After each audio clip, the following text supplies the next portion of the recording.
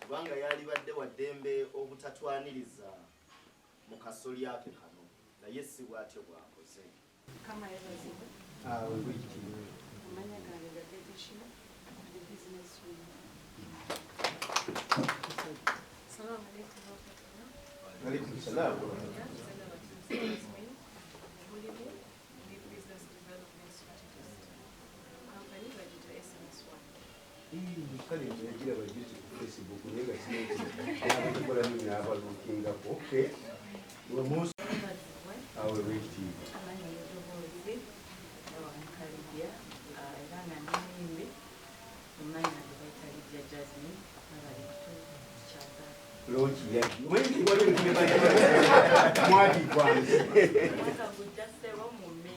Mwaka kujja mu mmiri. Please.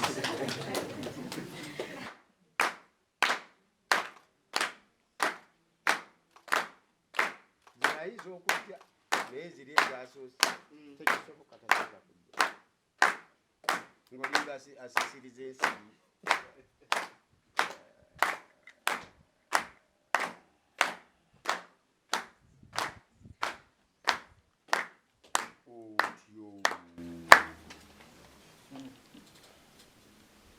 Binayirini ngenda byogera ngenda kwogera amazima nga muli w'amayiro nti obuuza ensimu giraba mutya nti tugiryako makoola tutuuka nga ayongera ekikoola mu ttama tufunye abagenyi naye nga tetunnabagenda wazo enkola ya wano ogimanyi yakukuba ku ndaala kati njagala mwaniriza abagenyi abo ate era mubalamuseeko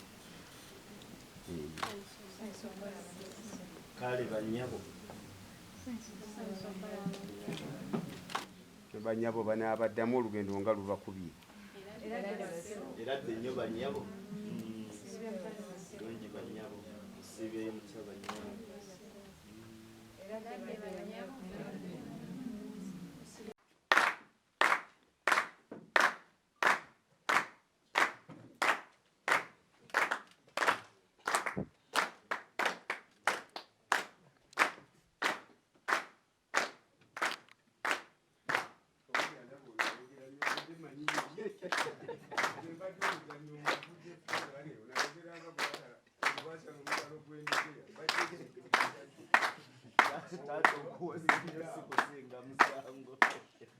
ogenda nno eddoboozi omanyi bayita okukangula ku ddoboozi ogenda dikangula nnyo bano abaavudde teekamu emikono ebiri oli musajja mubanda oli muzukulu w'akasujja busujja mu busiro kutyo n'abalala balye naffe tujja kulya muleme kutya muganda ekiti kye batuwadde mulyoka mukakasa nti ebintu byetubawadde alaazi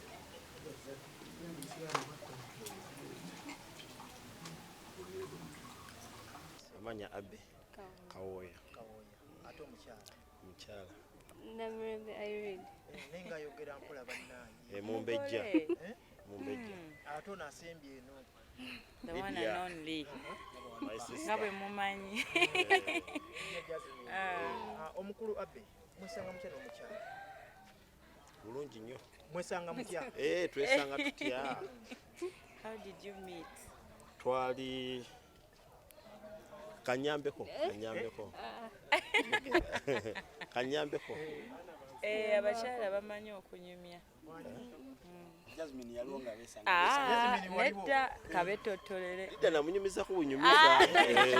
Tweraba namunyumiza ku Jazmine. Tubadde ku kukyala kwanjula ebintu nga bingi mu lujja. Kukyala. Ngokusosa wazizza nnyo. Si nnyo okwanjula kwe kwa 29 ejja kuba birthday. November 29 guno omwaka inshallah. Kuno kuwadde kukyala mu katono. Mumaze banga kinga mulimo. Myaka 3. Myaka 3. si bwe kiri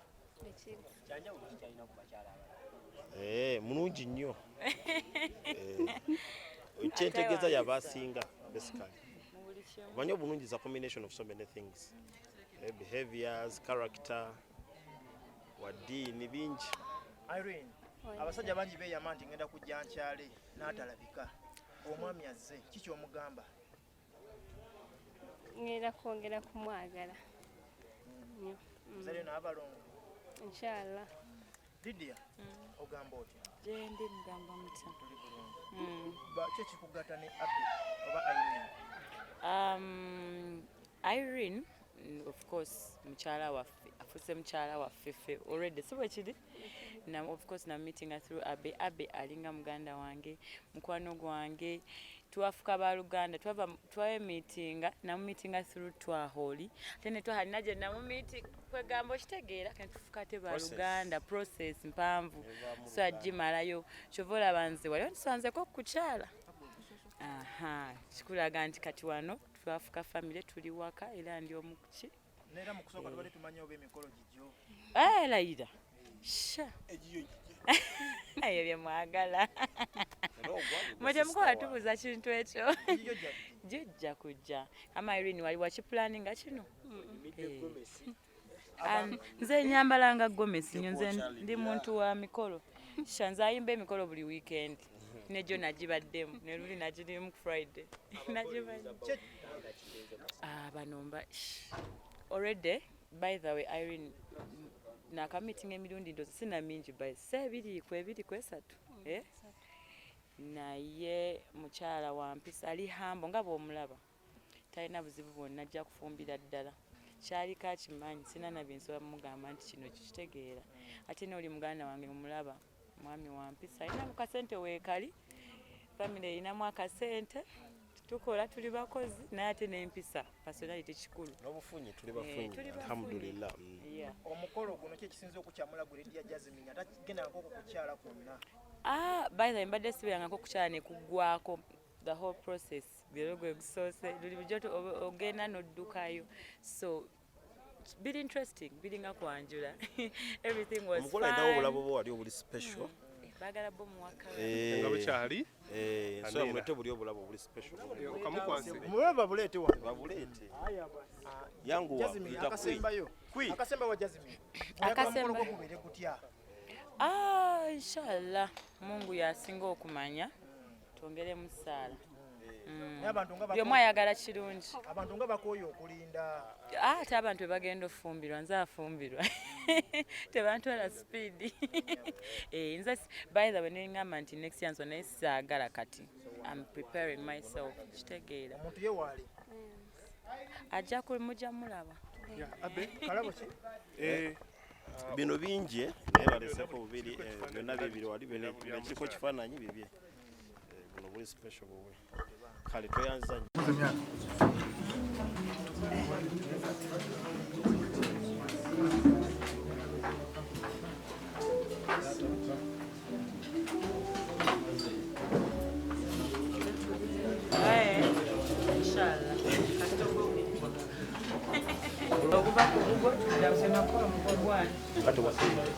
wakola bishira Are you still there?